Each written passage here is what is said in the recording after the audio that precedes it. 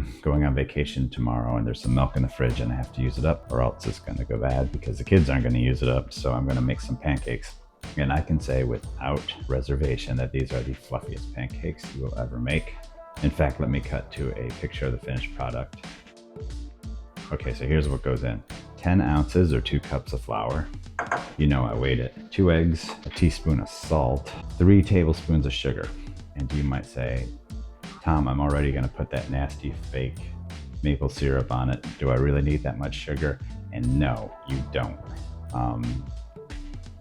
In fact, my wife never puts this much sugar in because that's crazy. But if you do put this much sugar in, your pancakes taste really good. And I actually think the sugar helps with browning a little bit. Not sure about that, but I think so. Okay, and the key point, 4 teaspoons of baking powder and half a teaspoon of baking soda.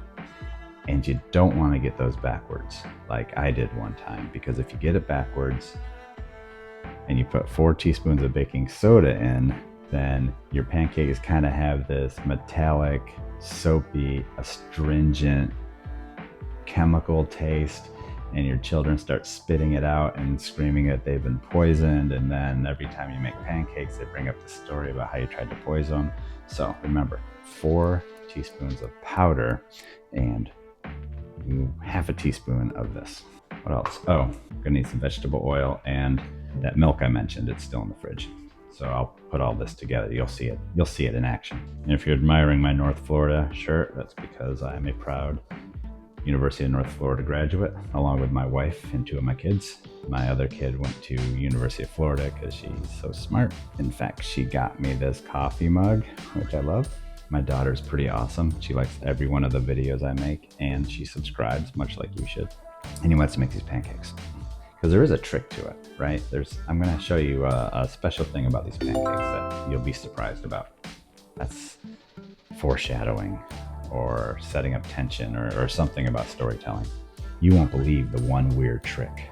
Here we go. We have 2 cups of flour, or 10 ounces. The optional crazy 3 tablespoons of sugar, but I'm going for it because it makes my kids smile. It makes them jump around the room and act all crazy too.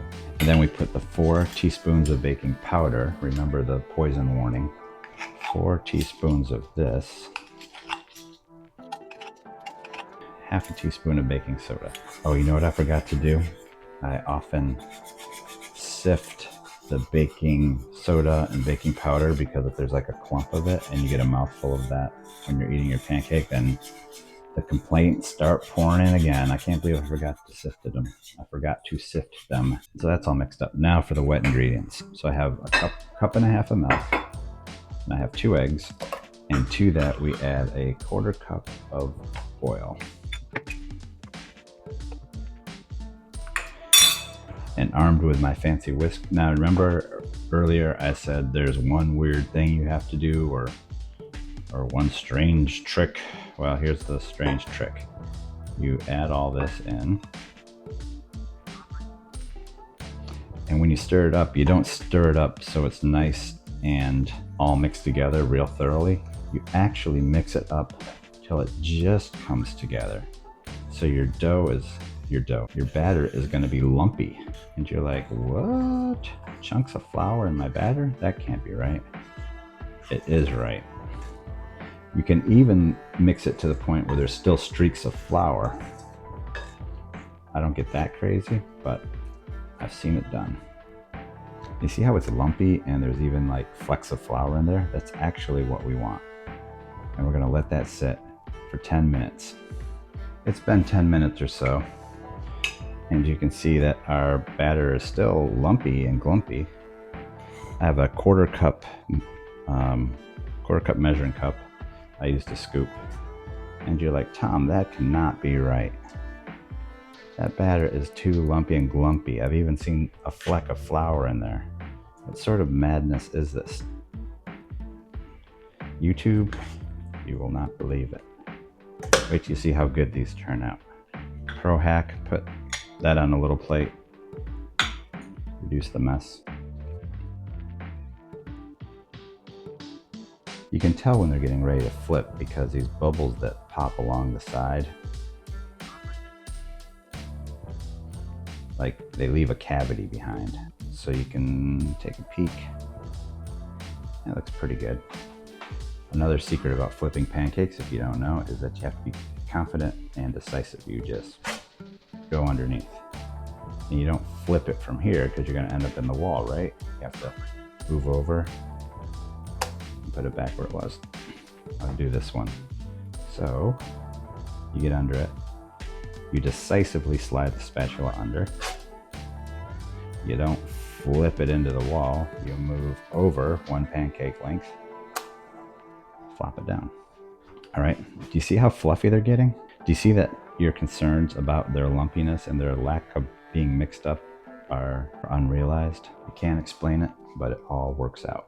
Here's another pro tip. Say that you were cooking pancakes, and then you're like, maybe I should go read Reddit for a while, and then you overcook it just slightly on one side. Just put this side face up on the plate. No one will know any better. Also, I promised you fluffy pancakes. What do you think? Now for my last trick. Some people in my family like blueberry pancakes. So I get some blueberries, and you're like, Tom, didn't you weigh them to the nearest gram to see how many blueberries you're adding? And I'm like, no, I really don't care. I don't eat blueberry pancakes. Our new blueberry pancakes. Speaking of blueberries, did you see my video on blueberry biscuits? You should watch that. Here, I'll put a link right there, top right. Like I said, the blueberries add a little more liquid, so they might take a little longer to cook, but these look ready to go.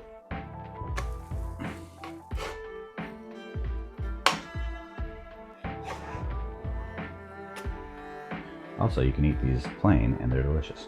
Might be the 3 tablespoons of sugar. Like a donut. I should compare my pancakes to donuts.